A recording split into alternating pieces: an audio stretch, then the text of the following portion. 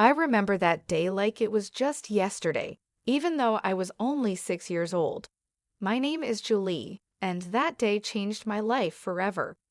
Dad had gone on another business trip, leaving Mom and me alone in our house.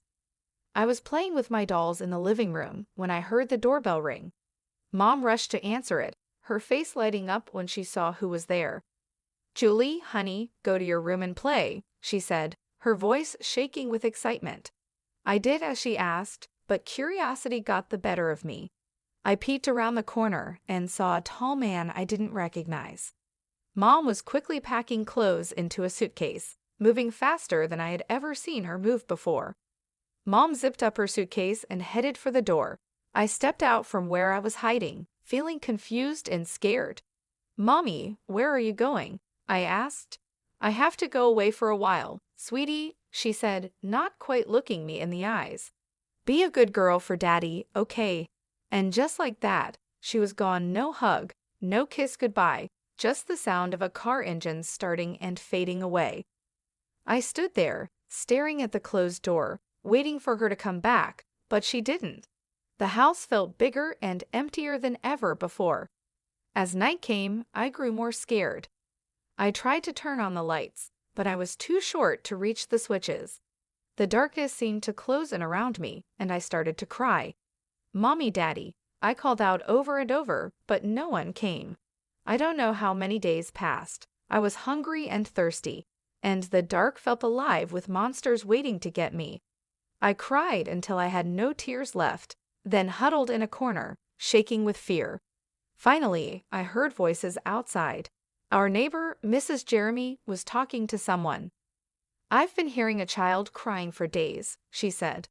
"I'm worried something might have happened." The door burst open, and suddenly the house was full of people, policemen, neighbors, and finally my dad.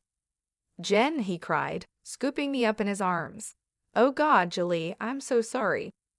I held on to him tightly, crying with relief. Over his shoulder, I saw a policeman holding a piece of paper. "Mr. James," the policeman said seriously, "I think you should read this." Dad gently set me down and took the note. As he read it, his face fell. He suddenly looked much older, like years had passed in just a few moments. "She's gone," he whispered. "Amy's gone. She left us." The next few weeks were a blur. Dad took time off work to stay with me.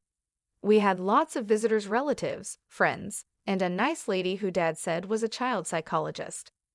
"Jen has been through a traumatic experience," the psychologist explained to Dad. "It's normal for her to have some fears and anxieties after what happened." And boy, did I have fears. I couldn't sleep without a light on. The dark terrified me. I panicked whenever Dad had to leave, scared that he wouldn't come back either. The fear never really went away. It became part of who I was, just like my brown hair or green eyes. I became Julie James, the girl whose mother left her, the girl afraid of the dark, the girl always worried about being abandoned. As days turned into weeks and weeks into months, life started to feel normal again, but a new kind of normal. Dad and I became a team of two, figuring out how to live in this new world without Mom. He learned to braid my hair. He wasn't very good at first, but he got better with practice. And I learned how to make his coffee just the way he liked it. Then everything changed when Dad met Lauren. I was 8 years old when he introduced me to her. Lauren had kind eyes and a warm smile that made me feel comfortable right away. Over the next few weeks, Lauren became a regular part of our lives. She didn't try to replace my mom, which I appreciated more than I could say. Instead, she found her own place in our little family. One day, I overheard Dad talking to her on the phone. "I think it's time, Lauren. Will you move in with us?" Lauren moved in a week later. She didn't try to be my mom, but she became something just as important, a friend. She helped me with my homework, braided my hair much better than Dad ever could, and always made sure there was a nightlight in my room. As the years passed, other things changed too. Dad's company became successful, and suddenly we were moving to a big new house in a fancy neighborhood. I got my own room with a walk-in closet and a view of the backyard pool. But some things didn't change. I still slept with a nightlight. I still worried every time Dad went on a business trip, and sometimes late at night, I'd see him looking at old photos of Mom. My 11th birthday started like any other day. I woke up to the smell of pancakes, Lauren's special birthday treat for me. Dad was home from work, and we were planning a small party later. Everything seemed perfect. Then the doorbell rang. As I walked into the living room, I froze. Standing there, looking older but unmistakable, was my mother. Next to her was a little girl, about 6 years old, holding a teddy bear and looking around with wide eyes. "Amy," Dad said, his voice tight. "What are you doing here?" Mom took a deep breath. "Larry, I am so sorry for everything. I know I have no right to be here, but," she gestured to the little girl. "This is Maria. She's your daughter." The room went silent. I felt like I couldn't breathe. Dad's face showed a mix of emotions: shock, anger, disbelief, and then something else. "My daughter?" he repeated. Mom nodded. "I was pregnant when I left. I didn't know then. I swear, Larry, I've made so many mistakes. I'm not asking you to forgive me, but Maria, she deserves to know her father." I watched as Dad knelt down to the little girl's level. "Hi, Maria," he said softly. "I'm your dad."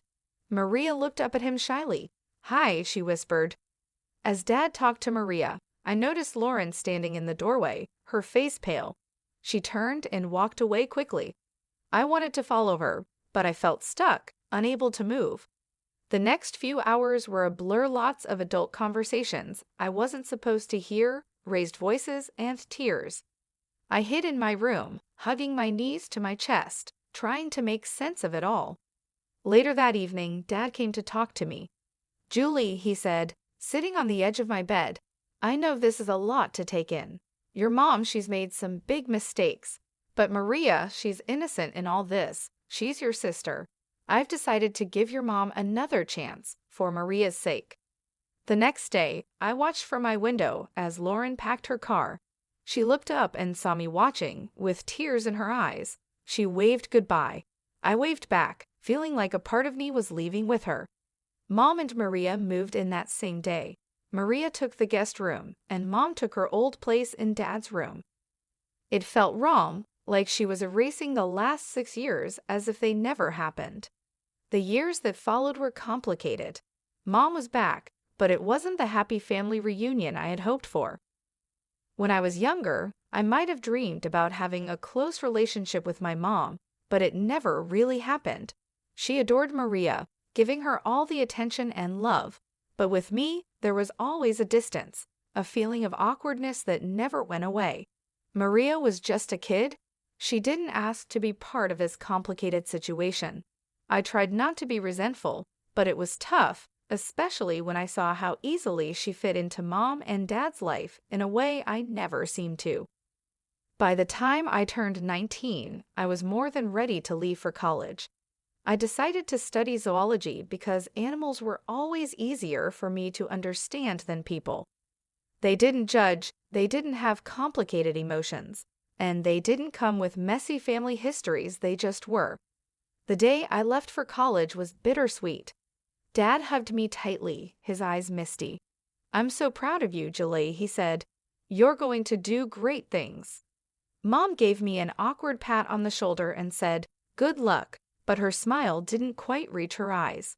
Maria, now 14, rolled her eyes and muttered, "Finally, I get my own room." I pretended not to hear her and focused on Dad's warm embrace.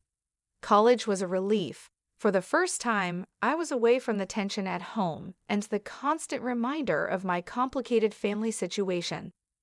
I threw myself into my studies, finding peace in the world of animals and nature. But even though I did well in school, I struggled socially. Years of feeling like an outsider in my own family had left a mark. I was quiet, reserved, and always afraid of getting too close to people. What if they left, like Mom had? What if they replaced me, like Maria seemed to have done? Instead, I found comfort at the small zoo on campus, where I volunteered in my spare time, caring for the animals. There was a particularly grumpy old llama named Larry who became my favorite. He didn't like most people, but he seemed to tolerate me. The years at college went by quickly, and before I knew it, I was graduating. As I stood in my cap and gown, diploma in hand, I scanned the crowd. Dad was there, beaming with pride. Mom and Maria were there too, clapping politely. "Congratulations, Julie," Mom said stiffly. "Your father and I have been talking, and, well, we think it's time you started looking for your own place. You know, spread your wings." I felt like I had been punched in the stomach. I looked at Dad, hoping he would disagree with Mom, but he just looked away, his face full of pain. "Right," I said, trying to keep my voice steady. "Of course, I'll start looking right away." The days after my graduation were tense. I was back in my childhood home, but it didn't feel welcoming at all. Dad tried his best to make me feel comfortable, but Mom and Maria made it clear that I was not wanted there. "Julie, have you started looking for jobs yet?" Mom would ask during breakfast, her tone pretending to be sweet. "You know, it's important to get your foot in the door early," Maria would add, with a smirk.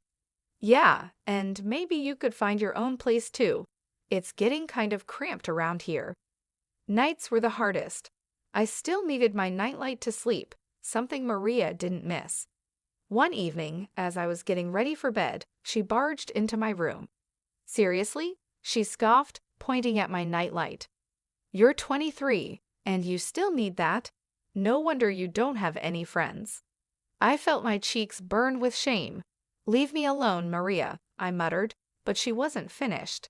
The next day at dinner, she brought it up again, this time in front of everyone. "Hey, Mom, Dad," she said, her voice dripping with fake concern.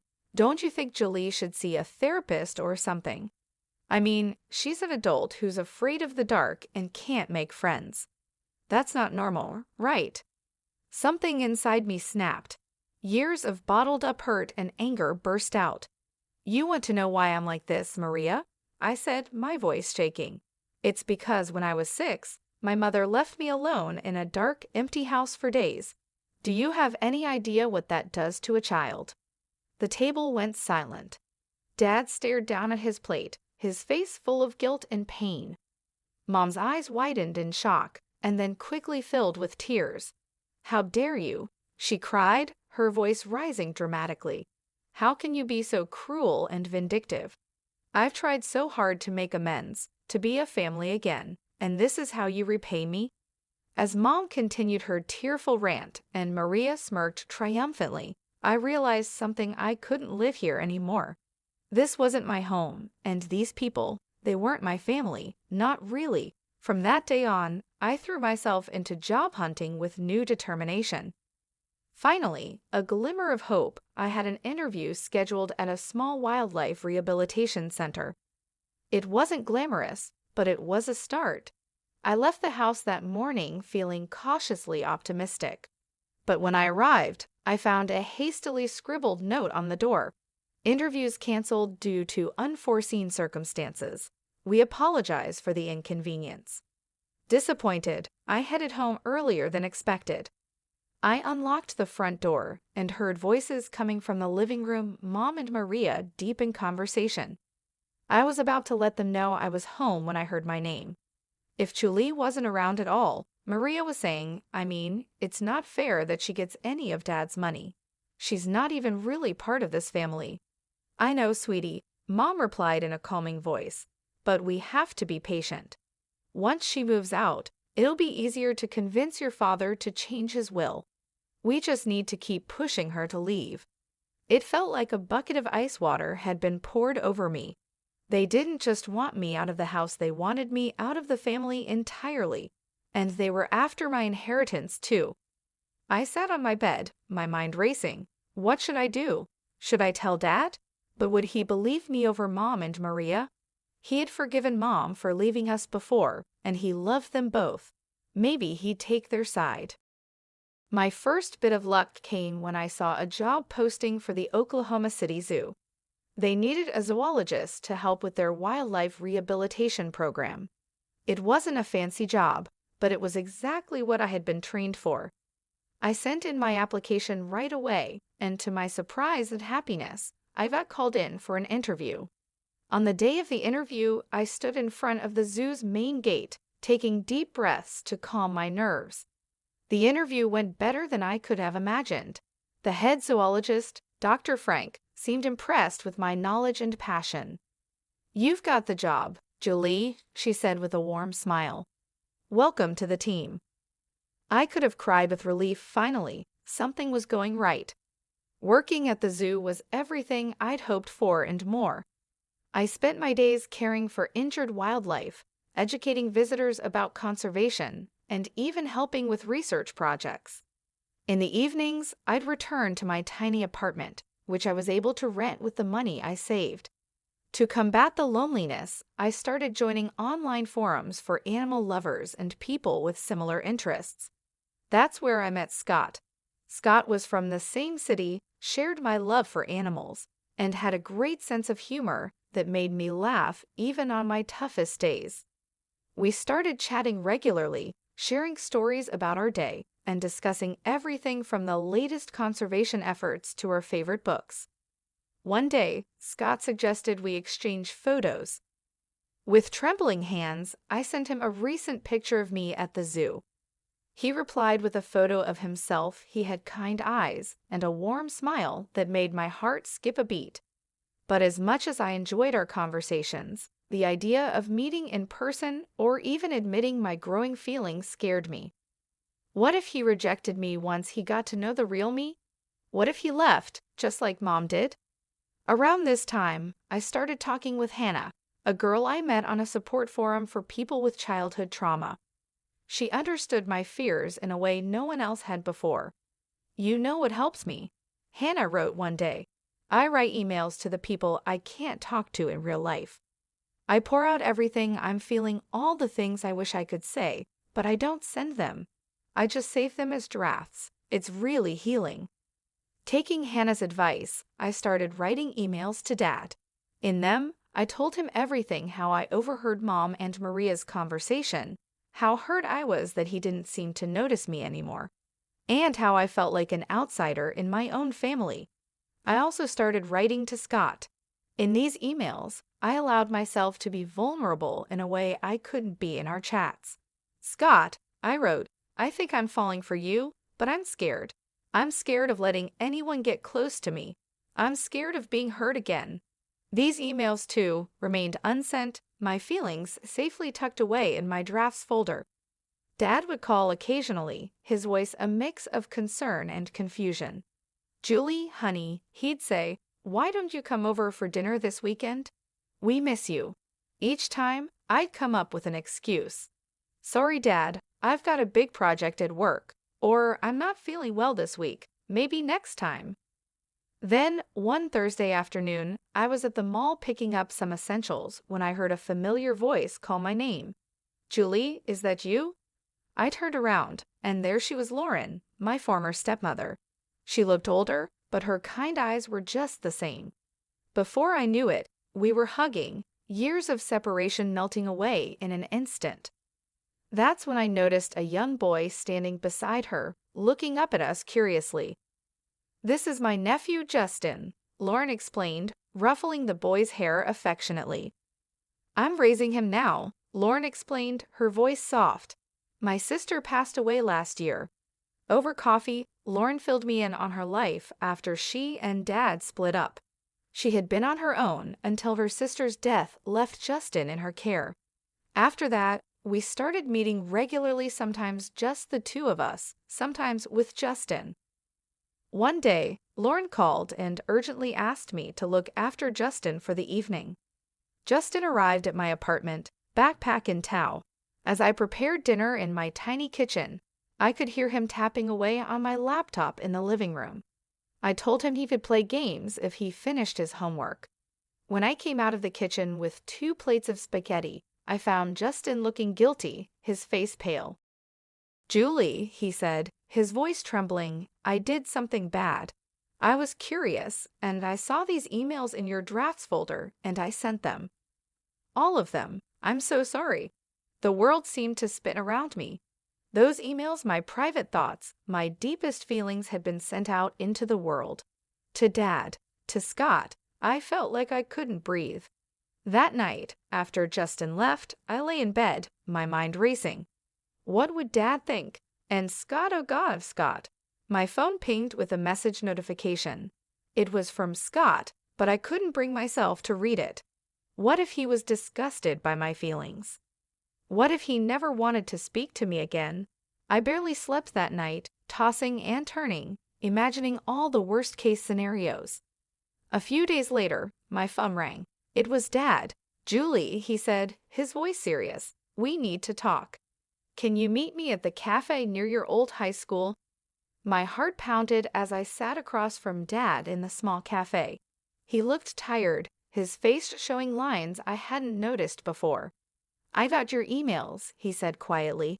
"Julie, I had no idea you were feeling this way about your mother, about Maria, about everything." I couldn't meet his eyes, feeling a mix of shame and fear inside me. "Julie, look at me," Dad said, his voice gentle but firm. I looked up, surprised to see tears in his eyes. "I love you more than anything in this world. I'm so sorry I made you feel like you weren't important to me. That was never, ever my intention." We talked for hours, really talked, in a way we hadn't in years. We talked about Mom's return, about Maria, and about how I had felt pushed aside and forgotten. Dad listened, really listened, occasionally wiping away a tear. Finally, he stood up. "I need some time to process all this," he said, "but Julie, we're going to figure this out, you and me." As I watched him walk away, I felt a mix of relief and nervousness. What was going to happen now? But I didn't have much time to think about it because my phone rang again. It was Scott. "Julie," he said, his voice warm but a little nervous, "I got your email, and I feel the same way. I've been too scared to say it, but I really like you. Would you like to meet for coffee?" My heart soared. "Yes," I said, surprised by how steady my voice was. "I'd love to." The next day, I met Scott at a small coffee shop. He was even more handsome in person, with a kind smile that put me at ease right away. We talked for hours about our fears, dreams, and pasts. For the first time in years, I felt truly seen and understood. As the autumn leaves began to fall, my phone rang one crisp morning. It was Dad. "Julie," he said, his voice warm, but with something serious underneath, "I'd like you to come to Thanksgiving dinner. It's important to me that you're there." Something in his tone made me agree. Thanksgiving Day arrived, and I stood on the doorstep of my childhood home, my heart pounding. Scott had offered to come with me for support, but I felt this was something I needed to face on my own. Mom opened the door, her smile not quite reaching her eyes. "Julie, how nice of you to join us." Maria, lounging on the couch, barely looked up from her phone. "Oh, you came." Dad emerged from the kitchen and hugged me warmly. "I'm glad you're here, sweetheart," he whispered. As we sat down to dinner, the tension was thick. Mom and Maria exchanged glances, their smiles forced and fake, but Dad seemed unusually calm. Just as Mom started to serve the Oklahoma, Dad cleared his throat. "Before we begin, there's something we need to discuss." He reached down beside his chair and pulled out a thick manila folder. Dad began laying out documents on the table. "Amy, Maria," he said, "I've known for a while that something wasn't right, so I did some investigating." He held up a bank statement. "First, I discovered regular withdrawals from our accounts, that I didn't make quite substantial amounts, in fact." Mom's face turned pale, and Maria suddenly found her plate very interesting. Dad continued, pulling out another document. "I also hired a private investigator, Amy. He provided photographic evidence of your meetings with a certain gentleman at the Oklahoma City Hotel." Mom gasped, her hand flying to her mouth. "Larry, I could explain," but Dad wasn't finished. He pulled out one final document, his hand shaking slightly. "I had a DNA test done," Dad said quietly. "Maria isn't my biological daughter." The room went silent. Maria's phone slipped from her hands and clattered to the floor. Mom looked like she might faint. I've already spoken to my lawyer, Dad continued, his voice steady even though his eyes showed emotion. Amy, I'm filing for divorce, and I'm afraid I'll have to ask both you and Maria to leave this house. Mom found her voice, anger replacing her shock. You can't do this. I'll take you for everything you've got. Dad's expression hardened. Actually, Amy, you won't. If you try to claim any property, I'll countersue and demand repayment of all the money you've taken, plus what I've spent raising Maria. My lawyer assures me I have a very strong case. Tears streamed down Mom's face as she realized the seriousness of the situation. Maria sat in stunned silence, her world falling apart around her. In the days that followed, Mom and Maria moved out. Dad and I began to rebuild our relationship, stronger than ever before. We started having weekly dinners, long talks, and even began planning a father-daughter road trip. One day over coffee, Dad hesitantly brought up Lauren. I've been thinking a lot about the past, he said, about the mistakes I made. I reached out to Lauren to apologize. We've been meeting for coffee, talking things through. I smiled, genuinely happy for him. That's wonderful, Dad. Lauren is an amazing woman. As for me, things with Scott were going better than I could have ever imagined.